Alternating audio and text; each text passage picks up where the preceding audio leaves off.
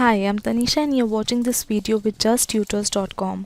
Today we are going to learn about integers, and in this video we'll be learning about multiplication of integers. So before we move on to the topic, let us try some warm-up questions first. If you want to try the questions by yourself, you can pause the video and match your answers later. So question number 1 is, what is 5 times 8? The answer is 40. And the B part says, what is 6 times 12? The answer is 72. Let's come to question number 2, that says evaluate minus 2 add minus 2 add minus 2 add minus 2. So the answer for this is minus 8. But remember that repetitive addition is the same thing as multiplication. So we can reform the question as 4 lots of minus 2, which can be written as 4 times minus 2. Pat your back if you've got all the answers absolutely correct. Now let's move on to the topic, which is multiplication of integers. So multiplication of integers has got 3 subheadings under it. The first is multiplication of 2 positive integers. So whenever we try to multiply 2 positive integers together, the result is always positive. We can generalize that as a times b is equal to ab. So we can put different values for a and b, where a and b both should be the positive integers. So let's say it is 2 and 3, so the answer would be 6, where 6 represents the positive integer ab. Let's move to the next one, which is multiplication of a positive and a negative integer. So whenever we are trying to multiply one positive and one negative integer, the answer is always negative. We can generalize that as a times minus b is equal to minus a times b.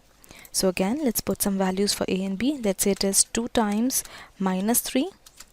So in that case, if you're trying to multiply them, we can keep the minus out of the bracket and we can just do 2 times 3, which would be equal to minus 6.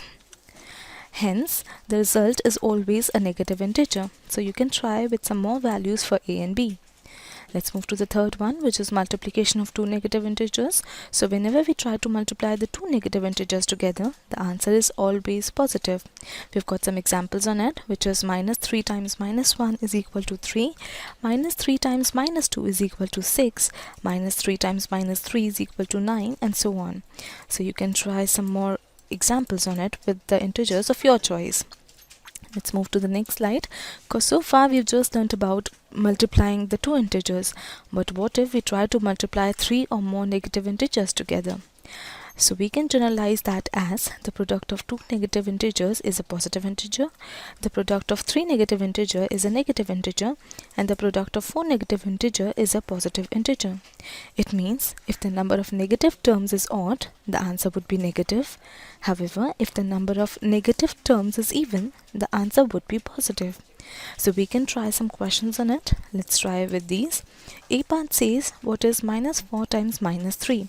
So we know that the number of negative terms in this question is 2, which is even. Hence, the answer would be positive, which is 12. Let's try the B part, which is minus 4 times minus 3 times minus 2.